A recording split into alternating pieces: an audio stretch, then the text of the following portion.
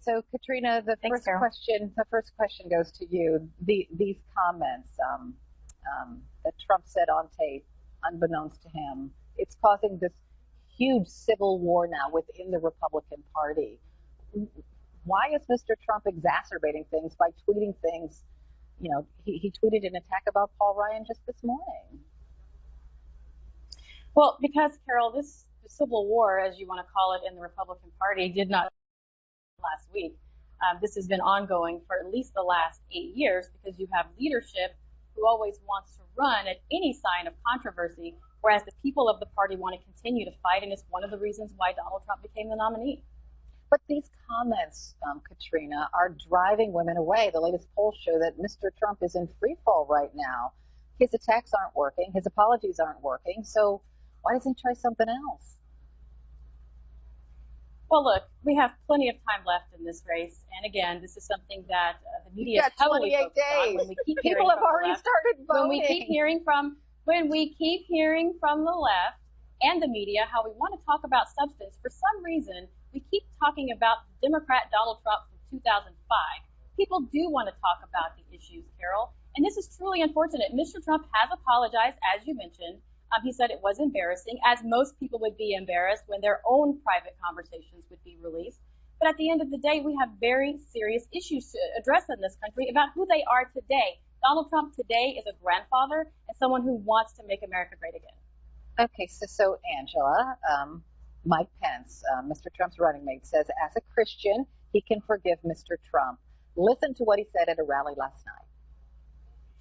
I think the question of the news person was, after all the things that have come out, how can you as a Christian go forward? I said, look, I believe in my faith that we're called to aspire to live the godly life.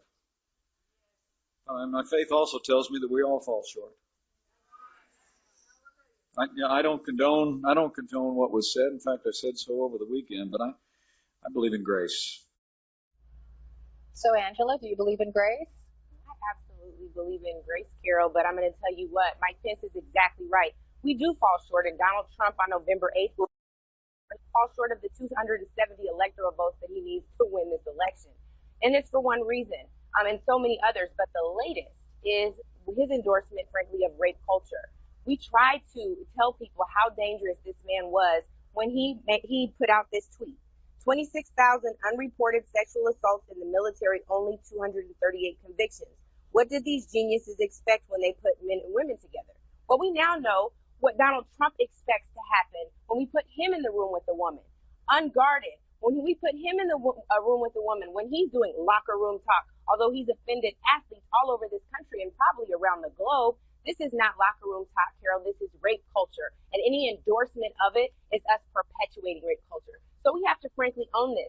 These women are absolutely right. This is not okay. I've never been a victim of sexual assault, but I can't imagine what it would be like to be watching someone on the debate stage making light of something like this, making light of not just comments, but frankly his actions that have been discussed over and over again by women who he's offended in his boardrooms. This man has been sued 4,056 times. And some of those lawsuits, Carol, had everything to do with how he treated women who worked for him, including sexual harassment and discrimination. This is a problem, and this man is too dangerous to go forward. We know that he's temperamentally unfit, and we certainly know he's unqualified. He does not have the temperament to do this, and he's only perpetuating it. Katrina, Mr. Trump. Carol, first, that's... Oh, go ahead, Katrina, respond to that.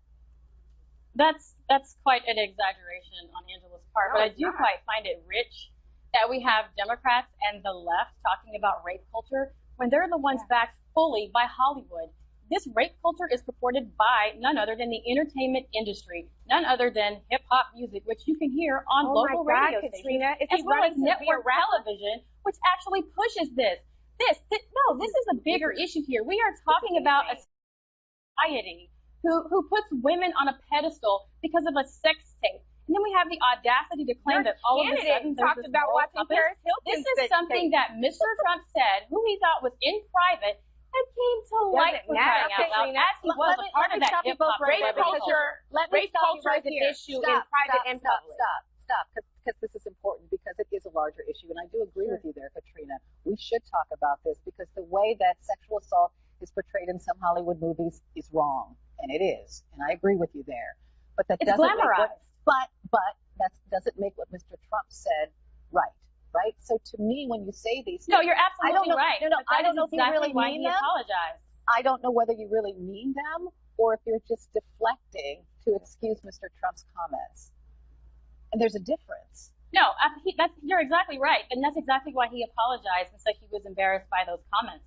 But What this about his really is a actions? distraction from the larger issue. We're talking about two people, who they are today, not who they are in the past. And I know the left wants to go digging through the garbage to try to destroy someone's character by I'm sorry, using their that's past. what you all are Because what we actually should doing. be talking about is Hillary Clinton, because she wants to talk about the issues, Angela. Let's talk about the red line in the sand.